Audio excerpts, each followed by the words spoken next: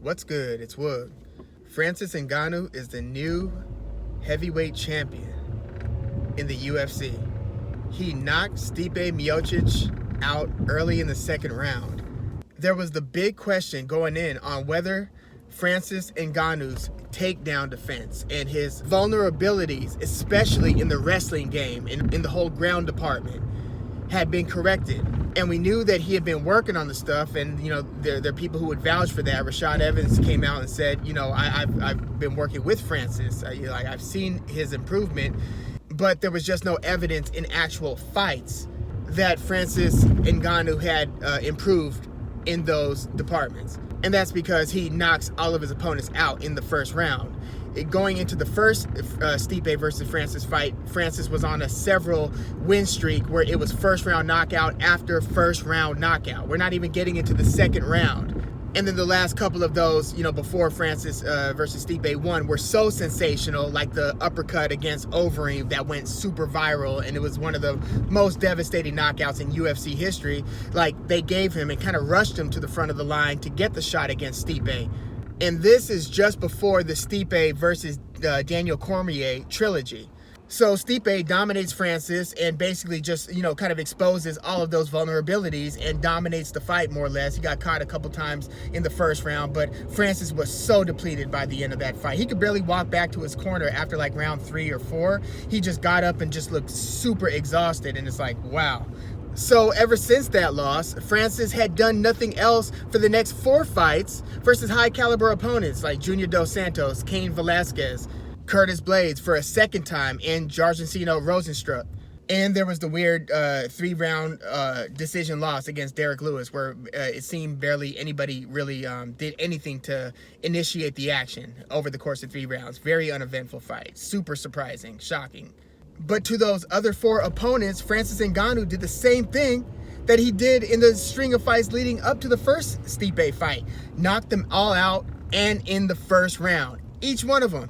So how the hell were we supposed to know how much better or not Francis was in his all-around ground game and in different parts of the striking, the striking game, like being able to do some striking without exposing your hips to takedowns and just, certain types of footwork. With Francis, before these improvements, all we know is that he can knock your head off, and then he throws pretty fast too. Like his combination to finish Jairzinho Rozenstruik in like the first 20 to 30 seconds of their fight, that winning combination wouldn't have been advised out of any boxing gym, for instance. Like the way that he was winging his punches and leaving his chin out there, it's like, no, that's not how you want to do that. But he's one of those you just have to land cleanly once to win the fight type of guys, and it's really, really mind-boggling. So here he is against Stipe. Stipe goes for the takedown. By the way, I was surprised and just really puzzled at why Stipe came into this fight 10 pounds lighter than in the first fight. I'm thinking, okay, so is he going to stick and move and basically just outbox him like the way that Anthony Joshua did in the rematch with Andy Ruiz, where you're on your back foot, circling, stick and moving?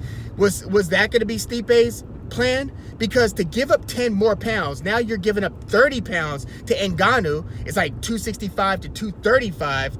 That's a lot of weight to give up to then wrestle a guy for 15 to 20 out of 25 minutes. That's a lot of weight to give up, to be controlling the other guy's body. Because we all know, even as wrestlers age in the UFC, they start to wrestle less and strike more. It's just you're just not burning the same gas per minute when you're just kind of standing up and playing that game versus the hardcore wrestling.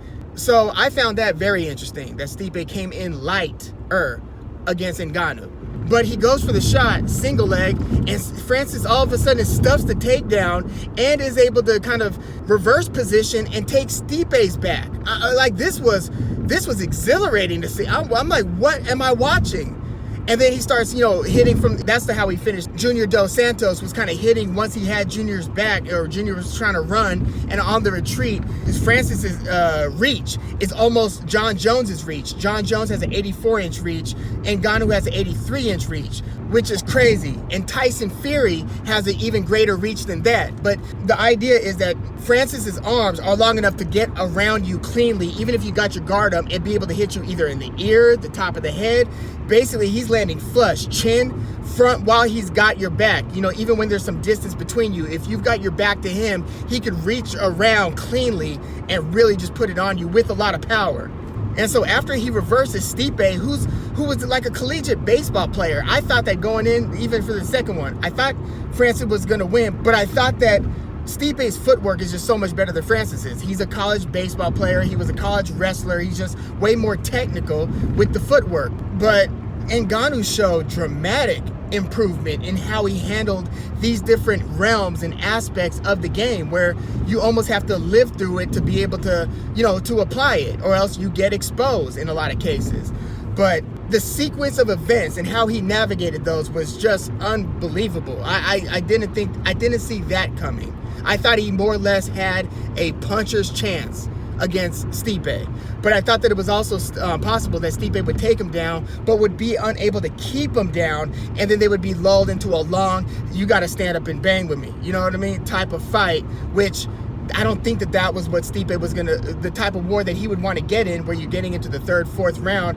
Although you would still think that going into the later rounds should favor Stipe, to where his second nature in boxing, kickboxing, is going to be greater than Ngannou's, who's barely been into any third rounds, and that Stipe would outclass him in those rounds. But no, Francis closed the show in the beginning of the second round. So he's your new heavyweight champion. Man. So what does this mean? Do they get... First of all, does Stipe deserve an immediate rematch? I think yes.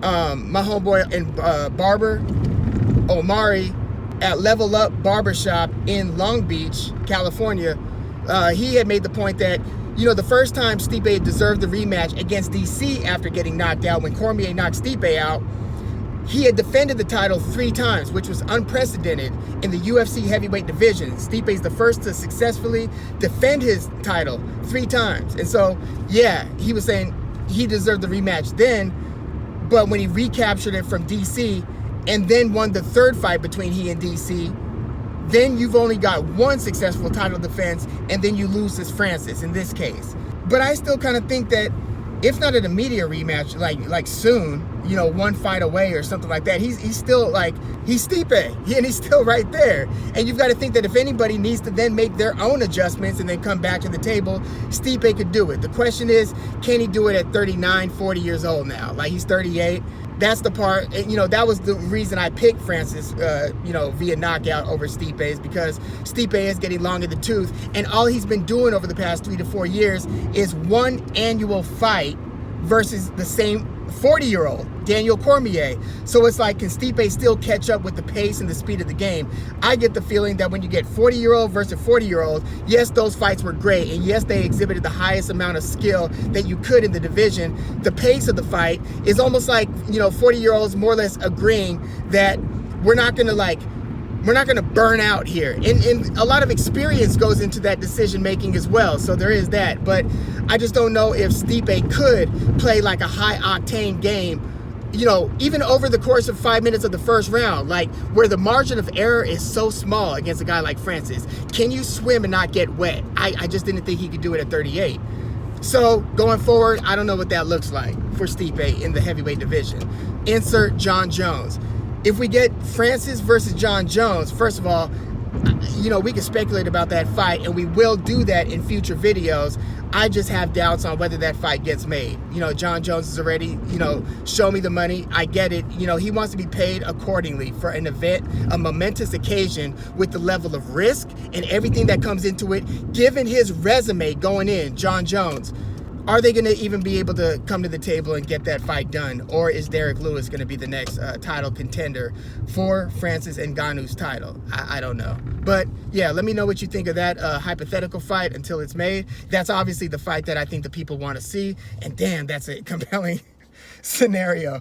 You know, we saw Dominic Reyes collapse the pocket on Jon Jones. We saw Thiago Santos do it to a degree. Now we've got Francis Ngannou, who's just as tall as Jon Jones and has basically the same reach as Jon Jones. Like, what kind of a game does Jon Jones need to play to beat Francis Ngannou, you know? And can he swim without getting baptized by Ngannou? Yeah, but that was a hell of an exciting fight. Let me know your thoughts. Please leave your comments in the comments. Like the video, subscribe to the channel if you are into the fight talk. I'm Woog. Thanks for tuning in. Hey, yo, and just one more thing.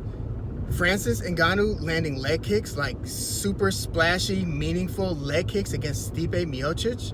Like, what? Like, this was a pretty,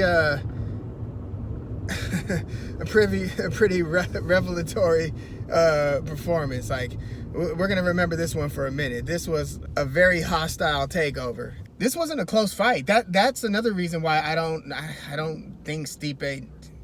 You can make an argument that he does deserve an immediate rematch, but the argument against him deserving, or one of the arguments against him deserving an immediate rematch, is that this fight wasn't a close fight. Wow. Stipe only landed a few punches in the first round, like in terms of the punch stats. And the punch stats aren't like giving you every significant strike. They're giving you everything that they're just like calculating as a strike. It might have barely landed, grazing, something. You know, like however they can calculate the punch stats. Only a total of 8. Like, Stipe was like on the defensive he was just under duress. Francis went for a takedown of his own. Like, not only did he stuff the takedown and then reverse it, but then he went for one. Like, wow, you want to talk about growth in the overall fight game. Like, this is gonna be a problem. Leg kicks from Francis Ngannou. And his shot selection. He's not just emptying the clip with, you know, the first combination where he's got a chance at finishing the guy. He was kind of holding back, and timing. He seemed like his timing was a little bit trickier. Even though I think that he's had tricky timing, that's why he's landing so cleanly in all these fights. He's got a natural gift to pull the trigger at the right time. Boom! And it's over. But, jeez. This was an impressive performance. Like, yeah, it's gonna take a minute to wrap our heads around this. And yeah, it wasn't a close fight. But again, can they even get Ngannou versus imagine, that's how they would have to put it on the marquee. Ngannou versus Jones. This isn't Jones versus Ngannou. That's how much has changed in Jones's just over a year layoff. And so your first fight back, we need to put this in another video and really just kind of get into Jon Jones, the heavyweight. You know what I mean? But yeah, thank you for tuning in.